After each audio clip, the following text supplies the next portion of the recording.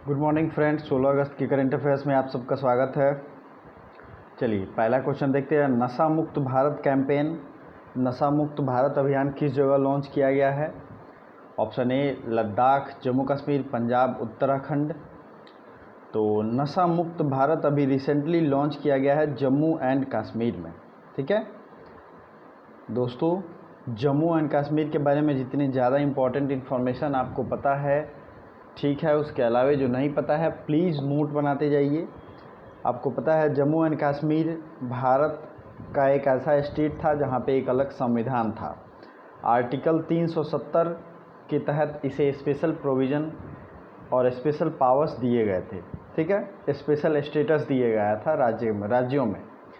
इसको ख़त्म कर दिया गया और 31 अक्टूबर 2019 को इसे दो भागों में बांट दिया गया, लद्दाख और जम्मू कश्मीर। तो पहले गवर्नर ऑफ जम्मू कश्मीर बने थे जीसी मुर्मू, उसके बाद, और लद्दाख रीजन के बने थे आर.के. माथुर। ठीक है, लद्दाख में 4 ज़िले थे।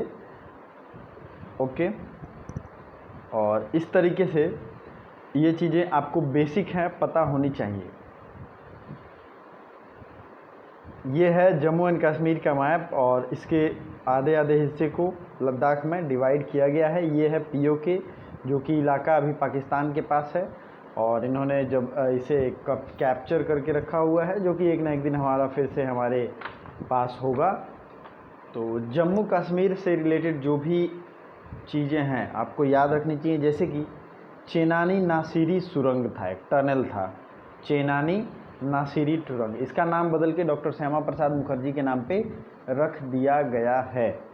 ओके, अदर इम्पॉर्टेंट चीज़, 2 यहाँ पे लेक हैं। एक लेक तो अभी बहुत न्यूज़ में था, पागांग लेक, आपने नाम सुना होगा, पागांग लेक लद्दाख में है, और दूसरा है सो मरोरी, टी साइलेंट है यहाँ।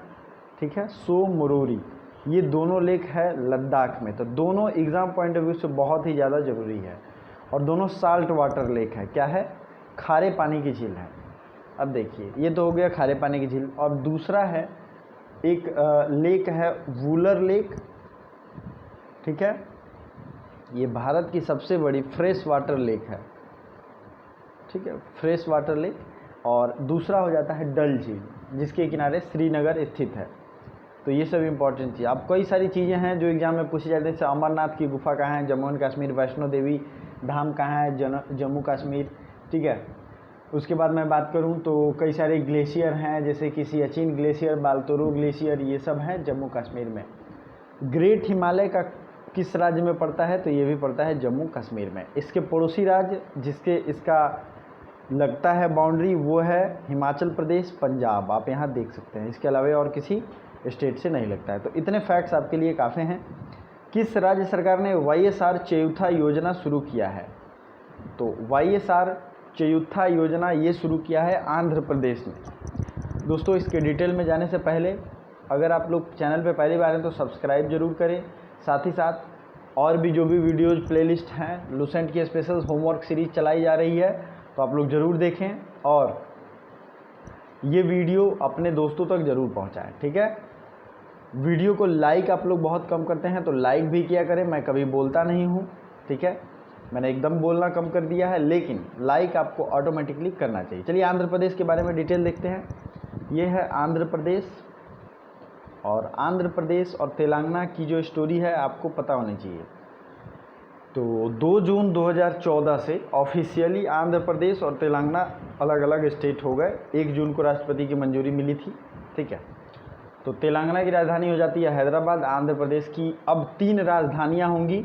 ये एक भारत का ऐसा स्टेट होगा जिसकी 3 राजधानियां होंगी। ठीक है, और आंध्र प्रदेश ने ही अभी अपना लेजिस्लेटिव काउंसिल, मतलब विधान परिषद, ख़त्म करने के लिए बिल पास कर दिया है। उनके जो विधान परिषद पहले थे वो अब ख़त्म कर दिए जाएंगे। तो क्यों ख़त्म कर दिए जाएंगे? क्योंकि इन्होंने बिल रोका था, और इसलिए ये राज्यसभा में इन्होंने बिल पास करके भेज दिया है। तो आंध्र प्रदेश से रिलेटेड बहुत सारी इंपॉर्टेंट चीज़ें हैं जो आपको पता होनी चाहिए। साउथ इंडिया का ये मैप है। सबसे पहले आंध्र प्रदेश में भारत का सबसे गहरा पोर्ट है, उस पोर्ट का नाम है विशाखापत्तनम पोर्ट। क्या नाम है? विशाखापत्तनम पोर्ट। आंध्र प्रदेश में भारत का 25वां हाई कोर्ट है, उसका नाम क्या है, अमरावती, और JK माहेश्वरी वहाँ के चीफ जस्टिस थे। एक चीज़ मैं आपको बताना भूल गया, किसी भी परीक्षा के एग्ज़ाम में YSR नाम से जो भी योजना आए वो पूछे किस स्टेट का है, तो आपको क्या जवाब देना है, आंध्र प्रदेश। क्यों देना है, क्योंकि YSR जगन मोहन रेड्डी वहाँ के CM हैं, चीफ मिनिस्टर हैं, इसलिए उन्होंने अपने नाम से YSR नाम से कई सारी योजनाओं को चलाया है। ठीक है, अब मैं आपको जल्दी में यहाँ के नेशनल पार्क्स रिवीजन करा दूँ। आंध्र प्रदेश के Papikonda national park, Rajiv Gandhi national park, Shri Venkateswara national park, ये सब कहाँ के हैं, तो आंध्र प्रदेश के। ठीक है, अगला है तमिलनाडु। तमिलनाडु से आपको क्या याद आता है, तमिलनाडु के CM और गवर्नर हैं बनवारी लाल पुरोहित, और के पलानीस्वामी यहाँ के CM हैं। तो ये सब भी आपको याद होना चाहिए। आंध्र प्रदेश अलग हुआ था तेलंगाना से, तो यहाँ के नेशनल पार्क है केशु ब्रह्मानंद रेड्डी, आप याद रखिए बस। अगला है महावीर हरिना वनस्थली और मुर्गवानी, तो मैंने इसका ट्रिक भी बताया था तेलंगाना का, ब्राह्मण का मुर्गा भी हरी हरी गाता है, तो ब्रह्मवानी हो गया और मुर्गा से मुर्गवानी हो गया। ठीक है, महावीर हरिना का क्या होगा, हरी हरी से हरी। ओके, तो ये सब इम्पॉर्टेंट चीज़ें आपको याद रखनी चाहिए। अगला है किस राज्य में कि खाजे, हरमल मिर्च और मोइरा केले को GI टैग दिया गया है। अब एक स्टेट के ये 3 चीज़ें आपको याद रखना चाहिए। ठीक है, ये 3 चीज़ें कोई भी पूछा जा सकता है, खाजा, मोइरा केला और हरमल मिर्च। ठीक है, ये 3 चीज़ें हैं जिनको GI टैग दिया गया है, और ये तीनों चीज़ें हैं गोवा की। गोवा के CM कौन है, प्रमोद सावंत, और आपको पता है भारत के डिफेंस मिनिस्टर थे पुराने, वो गोवा के CM पहले थे और वो डिफेंस मिनिस्टर बने, उनका नाम था मनोहर पर्रिकर, और उन्हीं के टाइम में राफेल डील हुआ था। तो अभी राफेल काफ़ी न्यूज़ में था, तो आपको ये याद रखना चाहिए, मनोहर पर्रिकर ने इस डील को साइन किया था। ठीक है, तो हरमल मिर्च, मोइरा बनाना और खाजा, ये 3 चीज़ें जो हैं ये गोवा की हैं, और गोवा के प्रोडक्ट कम ही GI टैग में मिले। अब GI टैग क्या होता है, तो ये जोग्राफिकल इंडिकेशन इसे कहते हैं। इस चीज़ को बड़े अच्छे से समझिए। मान लीजिए किसी एक जगह की स्पेशलिटी है और उसे अगर GI टैग मिल जाता है, तो अगले 10 साल के लिए एक तरीके से उस जगह का कॉपीराइट हो जाता है, और उसकी एक स्पेशलिटी जब पूरे मार्केट में आएगी तो बहुत ही ज़्यादा बिक्री बढ़ेगा। ठीक है, तो वीडियो को लाइक कर दो, और बिक्री बढ़ने के साथ साथ उसे बहुत अच्छा रिस्पांस मिलता है और मार्केटिंग होती है, तो गवर्नमेंट को टैक्स भी आता है। ओके, तो ये सारी चीज़ें आपको ध्यान रखनी चाहिए। तो थोड़ा आप अपने जितने भी स्टडी ग्रुप्स हैं सब में दोस्तों को शेयर भी किया करो। ओके, मैं आपको कुछ कुछ इम्पोर्टेंट फैक्ट्स बताता रहता हूँ, जैसे कि दमन एवं दीव एवं दादर एवं नागर हवेली, ये पहले 2 यूनियन टेरिटरी हुआ करते थे, अब 1 यूनियन टेरिटरी सिंगल यूनिट हो गए हैं, जिसकी राजधानी कहाँ रहेगी, दमन। तो प्लीज़ याद रखिएगा। अब देखिए गोवा है, यहाँ पे गोवा की राजधानी है पणजी। गोवा की फेमस नदी जो एग्ज़ाम में पूछी जाती है वो है मांडोवी। ओके, चलिए, ये कौन सा तट होता है, तो ये तट है, कौन सा है बताइए, कोंकण तट। कोंकण तट है गोवा में। मालाबार तट है केरल में। इन दोनों तट का नाम मैं कई बार बता रहा हूँ, इन दिनों में रोज़ बता रहा हूँ। ऊपर वाले तट का अलग नाम है, नीचे वाले तट का अलग नाम है। दोनों को कमेंट करके बताइए, जो भी राइट आंसर होगा कमेंट बॉक्स में। अभी वीडियो को पॉज करिए और कमेंट करिए। ठीक है, चलिए आगे बढ़ते हैं। इंडिया बुल हाउसिंग फाइनेंस के नए गैर कार्यकारी एग्जीक्यूटिव मतलब नॉन एग्जीक्यूटिव प्रेसिडेंट ये बनाया गया सुभाष शिवराण मंदरा को इंडिया बुल हाउसिंग फाइनेंस या हाउसिंग फाइनेंस की ये कंपनी है कि नॉन एग्जीक्यूटिव प्रेसिडेंट बनाया गया है। चलिए अगला क्वेश्चन है, which is the first gulf country to become first diplomatic partner of Israel. अब देखिए ये बहुत ही इम्पोर्टेंट देश है और ये बहुत इम्पोर्टेंट क्वेश्चन भी है। ऐसे क्वेश्चन एग्जाम में बार बार पूछे जाते हैं। तो वीवीआई की कैटेगरी में रखिए इसे। कौन सा गल्फ कंट्री है? अब गल्फ कंट्री किसे कहते हैं मैं अभी आपको बताऊंगा, जिसने इजराइल के साथ राजनयिक संबंध या डिप्लोमेटिक रिलेशन स्थापित किए हैं। तो ये है पहले गल्फ कहते किसे हैं, इस चीज़ को आप समझिए। अब देखिए यहाँ पे लिखा होगा द पर्शियन गल्फ, ठीक है, ये है गल्फ। बहुत लोगों को ये समझ ही नहीं आता है कि गल्फ कहते किसे हैं, क्योंकि बार बार यहाँ युद्ध होता रहता है।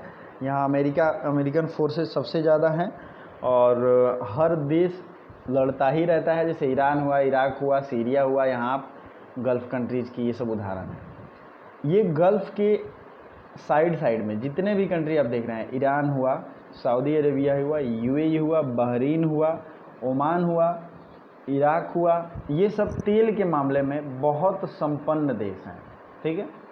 अब इसे ही गल्फ रीजन कहते हैं। गल्फ मतलब खाड़ी देश, और ये गल्फ वार भी बहुत फेमस है।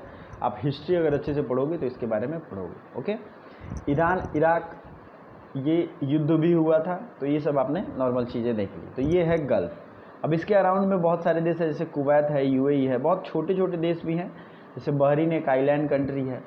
तो इन सब देशों में कुवैत की करेंसी पूरे दुनिया में सबसे ज़्यादा महंगी रहती है। एक कुवैती दिनार से लगभग 250 से 300 रुपए होते हैं। तो कुवैत की करेंसी कितनी ज़्यादा वैल्यूएबल है, आपको कभी कभी एग्जाम में देखने को मिल जाता है, पूछा जाता है। तो यूएई ये है यूनाइटेड अरब एमिरेट्स, ठीक है, ये यूनाइटेड अरब एमिरेट्स है, मतलब कि संयुक्त अरब अमीरात। और आपने दुबई का नाम सुना होगा, तो दुबई यहीं पे है और इसकी राजधानी है यूएई की आबू धाबी। और यूएई की करेंसी क्या होगी बताइए? आज मैं आप लोगों को वेस्ट एशिया याद करा दूंगा। बताइए आप, यूएई की करेंसी क्या हो सकती है? मैं लाइव बोलता हूँ कि जब मैं रुक जाऊँ तो आप लोग लाइव कमेंट किया करो, ठीक है। बहुत लोग नहीं कर पा रहे हैं, देखते हैं कितने लोग कर रहे हैं, वही सही। तो ये है दिरहम। अब ये आपको मैंने ज्योग्राफी की प्लेलिस्ट में पढ़ाया है। यूएई की करेंसी है दिरहम, ठीक है। दिरहम इसकी करेंसी। ओमान की राजधानी कहाँ है? ओमान की राजधानी है मस्कट और रियाल यहाँ की करेंसी है। नेक्स्ट है सऊदी अरेबिया। सऊदी अरेबिया की राजधानी है रियाद और रियाल यहाँ की करेंसी है। यमन की राजधानी है साना और यमनी रियाल यहाँ की करेंसी है। तो ये सारी चीज़ें आपको याद रखनी चाहिए। सऊदी अरेबिया यहाँ का सबसे बड़ा देश है इस रीजन का। सऊदी अरेबिया के प्रिंस सलमान आपको पता ही है। अब आते हैं इजराइल पे। ये है इजराइल की राजधानी है जेरूसलम। सीरिया की राजधानी है दमस्कस। इराक की राजधानी है कहाँ है बताइए? इराक की राजधानी है बगदाद। और ये किस नदी के किनारे है? तो टिग्रिस नदी के किनारे, ठीक है। तो ये सब चीज़ें हैं। जॉर्डन की राजधानी कहाँ है? तो जॉर्डन की राजधानी है अम्मान। नेक्स्ट इम्पॉर्टेंट चीज़ें जो हैं ये इस इलाके की तुर्की के बारे में जानना चाहिए। तुर्की की राजधानी है अंकारा और इसका एक इम्पॉर्टेंट शहर है इस्तांबुल, जो कि यूरोप में पड़ता है। अब आप जब इधर आए हो तो एक चीज़ कन्फ्यूज़न दूर कर लो, ये है मेडिटेरेनियन सी या भूमध्य सागर और ये है रेड सी। इसको जोड़ता है स्वेज कनाल, स्वेज नहर, जो कि 1869 में ओपन हुआ था, ठीक है। ये दुनिया की लाइफलाइन है, इधर से बहुत सारे ट्रेड होते हैं। इधर 2 स्ट्रेट हैं जो कि बार बार एग्जाम में पूछा जाता है। द गल्फ जिसे मैं कह रहा था, यहाँ पे है स्ट्रेट ऑफ होर्मुज, ठीक है, होर्मुज। और ये है स्ट्रेट ऑफ बाबल मंडेब। दोनों में प्लीज़ क्या डिफरेंस है और कहाँ कहाँ है एकदम दिमाग में सेट कर लो। मैप मैं इसीलिए दिखाता हूँ कि मैप के थ्रू आपको याद हो जाए। तो वीडियो को लाइक ज़रूर करो, इतना मेहनत मैं करता हूँ आपके लिए, और दोस्तों को भी शेयर करना चाहिए। किस इंश्योरेंस कंपनी ने लैप्स पॉलिसी को फिर से चालू करने के लिए स्पेशल रिव्यूअल कैंपेन एक विशेष योजना शुरू की है? तो ये है LIC। लैप्स पॉलिसी जो ख़त्म हो गए हैं उनके लिए फिर से revival policy LIC life insurance corporation of India ने लॉन्च किया है। किस राज्य सरकार ने अरुणोदय योजना शुरू किया है? और इंग्लिश में लिखेंगे तो ये है अरुणोदय स्कीम। ये तो मैंने पहले भी बताया था, ये असम की सरकार ने शुरू किया। असम के CM है सर्बानंद सोनोवाल और यहाँ के गवर्नर कौन है? जगदीश मुखी, प्रोफेसर जगदीश मुखी। चलिए अगला क्वेश्चन है, ब्लूमबर्ग बिलियनियर्स इंडेक्स के अनुसार विश्व के सबसे अमीर व्यक्ति की सूची में मुकेश अंबानी किस स्थान पर रहे हैं? तो ये ब्लूमबर्ग इंडेक्स है, ध्यान से समझिए। एक होता है फोर्ब्स के हिसाब से मैंने अभी कुछ दिन पहले बताया था, और ये ब्लूमबर्ग है। दो ही एग्जाम में पूछा जाता है। तो ब्लूमबर्ग के अनुसार से चौथे नंबर पे हैं, ठीक है। कितने नंबर पे? चौथे नंबर पे मुकेश अंबानी, और भारत के सबसे अमीर आदमी हैं मुकेश अंबानी। मुकेश अंबानी रिलायंस इंडस्ट्रीज़ के मालिक हैं, आपको पता ही है। और इन्होंने हाल ही में एक उद्यम शुरू किया था, जियो, ये भी आपको याद होगा। चलिए, किस देश ने एरो 2 बैलिस्टिक मिसाइल इंटरसेप्टर का सफलतापूर्वक परीक्षण किया? Which country launched arrow 2 ballistic missile interceptor successfully? तो ये है इजराइल। इजराइल ने एरो 2 बैलिस्टिक मिसाइल इंटरसेप्टर क्या होता है? मान लीजिए किसी ने रॉकेट ऐसे मारा और उस रॉकेट के ज़मीन पर गिरने से ही पहले कोई और रॉकेट जाए दूसरे देश का और इसे ऊपर ही हवा में ही उड़ा दे, तो इसे कहते हैं इंटरसेप्टर। तो ये इजराइल ने डेवलप किया है। इजराइल की राजधानी और करेंसी मैंने दोनों बताया। न्यू शेकेल यहाँ की करेंसी है। और इजराइल की संसद का नाम आपको याद होना चाहिए। संसद यहाँ की क्या है? Knesset. One of the most important चीज़, अभी कुछ दिन पहले इजराइल की राजधानी तो है जेरूसलम, लेकिन यहाँ की जो डिप्लोमेटिक स्टेशंस हैं वो तेल अवीव में चलते थे। तो अमेरिका ने फॉर्मली, मतलब ऑफिशियली ये घोषणा किया है इजराइल की फॉर्मल राजधानी कौन है? तो वो जेरूसलम ही है। चलिए, अगला है, अटल नवाचार मिशन ने किस कंपनी के साथ मिलकर विद्यार्थी उद्यमशीलता कार्यक्रम 2.0 लॉन्च किया है? Students industrial programme 2.0 launched by which company along with Atal innovation mission? Atal innovation mission launch किया गया था बच्चों के जो इनोवेटिव आइडियाज़ हैं उनको एक स्पेशल मुकाम देने के लिए। मतलब कोई भी स्पेशल इनोवेटिव आइडियाज़ हो, कुछ भी वो हो सकता है, कंप्यूटर इंजीनियरिंग हो सकता है, हार्डवेयर हो सकता है, सॉफ्टवेयर हो सकता है, या फिर कोई एक मशीन बनाने में उसे और इनोवेटिव किया जाए। तो आपको इसे कैसे याद रखना है? स्टूडेंट इंडस्ट्रियल प्रोग्राम 2.0, ये याद रहेगा आपको। डेल टेक्नोलॉजी के साथ कंपैरिजन किया गया है। डेल टेक्नोलॉजी, डेल की कंप्यूटर आती है, आपको पता भी होगा। तो ये इस तरीके से आपको याद रखना है, डेल टेक्नोलॉजीज। चलिए आगे बढ़ते हैं। CCI ने किस कंपनी के बीच एक संयुक्त उद्यम के निर्माण के लिए मंजूरी दे दी है? CCI क्या है? Competition commission of India. इसने होंडा मोटर कंपनी और हिटाची लिमिटेड, हिटाची का ATM मशीन आप लोग देखते होंगे, हिटाची का आता होगा, इन दोनों को एक संयुक्त उद्यम, मतलब कंबाइंड कंपनी बनाने की मंजूरी दे दी है CCI ने, इन दोनों को, होंडा मोटर कंपनी और हिटाची लिमिटेड। तो आपको ये याद होना चाहिए। जैसे पहले हीरो होंडा था, हीरो की आती थी कुछ चीज़ें और होंडा की, तो अब हीरो अलग हो गया होंडा से। तो इसी तरीके से एक ज़माने में ये भी अभी साथ हैं रहेंगे, फिर अलग हो जाएंगे। ये एग्रीमेंट होती है, लेकिन CCI को मंजूरी लेनी पड़ती है, ठीक है, कंपटीशन कमीशन ऑफ इंडिया। अगला है, किस राज्य सरकार ने कर्म सारथी प्रकरण स्कीम शुरू किया है? कर्म सारथी प्रकरण स्कीम, तो ये है लॉन्च किया गया पश्चिम बंगाल के द्वारा।